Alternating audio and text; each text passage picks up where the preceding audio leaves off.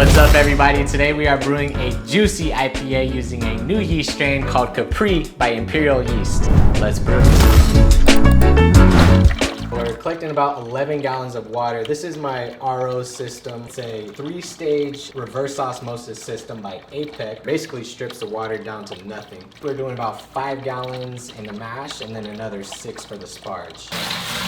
I'm adding 1 milliliter of lactic acid to the strike water. 1 milliliter.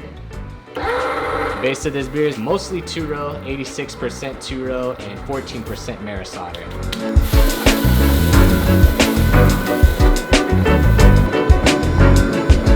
This is what the crushed grain looks like. This is a +2 setting on the SS Brewtech mill. The purpose in the crush is just to crack it enough to get access to the center of the grain, but you want to leave most of the husk intact so that it can act as a natural filter for when you're lautering after the mash. Okay, my HLT is at temperature. I'm going to open up my drain valve, which drains down into my HLT pump number 1, and then from there I'll pump over to the rims tube. Then from the rims tube, that feeds back up to the top of the mash tun. I turn on my pump. I got all of the water in the mash tun. I'm gonna open up my recirc path to finish preheating the system to 158 degrees. While my mash tun and my recirculation loop is preheating, I'm going to add in my salts. I have 3 grams of gypsum, which is calcium sulfates, 2 grams each of magnesium sulfates, and calcium chloride. All right, my mash tun is at 158 degrees. I'm gonna begin the dough in. I like to pour just a little bit at a time, just mix it as I'm dumping in the grain to help saturate the grain. The goal is to avoid getting any dough balls, so if you get too much grain in there and don't mix it up well, you'll form a dough ball and that water won't saturate the grains. This is my favorite part. It smells so good. It's got kind of a sweet smell, a little biscuity, crackery type aromas. It's the best aroma of brewing in my opinion. I started with 158 degree water, but once I add in my grain, it'll equalize at a cooler temperature, which is 150 degrees. And before I start the pump, I'm gonna close this valve just a little bit to slow down the flow. Before I restart the rims tube, I'm going to bring this down to 150 degrees, which is going to be our mash temperature. Alright, I'm going to turn my heater back on. Alright, it's been about 10 minutes. I'm taking a quick sample just to measure the pH. So I got my sample. I'm just going to put it in a cup of ice water, let that cool down a little bit to get to room temperature. It's been about a few minutes. My sample is at room temperature. I'm going to measure the pH, 5.34. I'm going to write that in my notes. Alright, so for the remainder of the mash, I'm going to stop my recirc for a second. I'm gonna take off my boil off arm and throw on my recirc manifold. Now that that's on, I'll turn my pump back on. While the mash is finishing, I'm going to add the rest of my sparge water to the HLT and then heat that up to 170 degrees Fahrenheit. My sparge water is still heating up. I got about 6.5 gallons of RO water in the HLT, and I'm going to add another 1 milliliter of lactic acid in here. You may or may not need to do this, but the goal is to keep your lauter pH under about 5.6. So it's been about 45 minutes. I'm going to increase the mash temperature up to 168, and I'll get ready to lauter and transfer over into the boil kettle.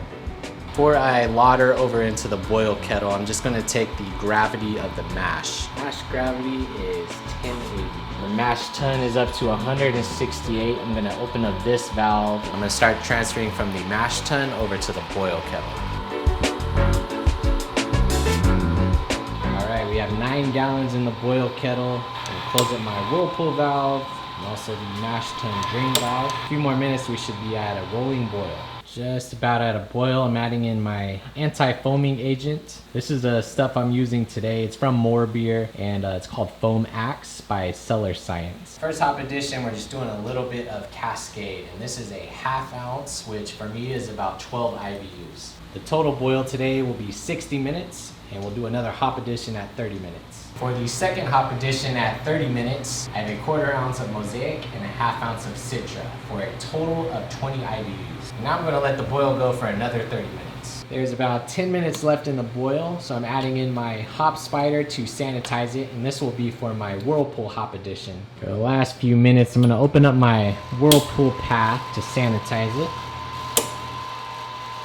For the Whirlpool hop addition, I'm going to bring the kettle down to 190 degrees. And for the last and final hop addition, I'm doing a Whirlpool steep at 190 degrees for 15 minutes. I have a ½ ounce of Citra, ½ ounce of Cascade, and a ¼ ounce of Mosaic. And total, it's about 11 IBUs. All right, the 15-minute hop addition is done. I just removed the hop spider.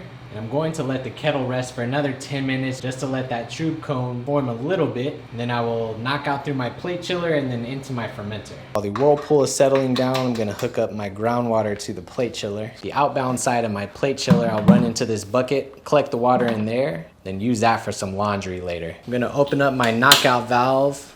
My wort will flow through the inline filter, then in through the plate chiller to cool down and directly into the fermenter.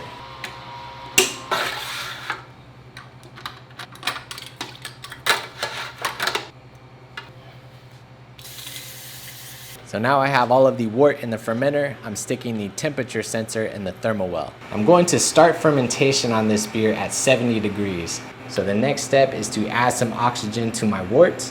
So I like to do that through the carb stone on my unit tank. On my oxygen regulator, I will set this to 1 liter per minute for 1 minute. Now I'll just take a quick sample to measure the oxygen and the pH. Now for the final step, I'm adding in the yeast to the oxygenated wort. The yeast I'm using today is Capri by Imperial Yeast. I'm going to start fermentation kind of on the higher end, 70 degrees, and then after about 24 to 36 hours, I'm gonna ramp it up to 74 degrees for the remainder of fermentation. And this beer will get 2 dry hop charges. I'm gonna keep all the hops the same, Citra, Cascade, and Mosaic. That's it for today's IPA Brew Day. Thank you so much for watching. Please let me know in the comments if you have any questions, and don't forget to subscribe. Cheers.